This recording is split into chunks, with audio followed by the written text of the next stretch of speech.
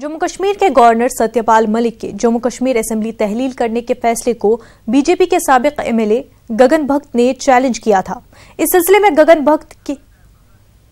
भगत की अर्जी को सुप्रीम कोर्ट ने खारिज कर दिया है। वाज़ेह रहे कि गगन भगत ने बीजेपी से मुअत्तल शुदा है। वो जम्मू के आरएसपुरा इंतखाबी हल्के से एमएलए थे। उन्होंने 2014 में बीजेपी के टिकट पर इलेक्शन में जीत हासिल की थी। दिल्ली से हमारे नुमाइंदे सुशील पांडे इस वक्त हमारे साथ जुड़ चुके हैं। सुशील, आपसे अपडेट्स जानना चाहेंगे, क्या कुछ है इस पूरे मामले पर? जी देखिए मुलजा, फिलहाल गवर्नर के उस फैसले को चैलेंज किया था सुप्रीम कोर्ट में बीजेपी के जो पूर्व एमएलए थे गगन भगत।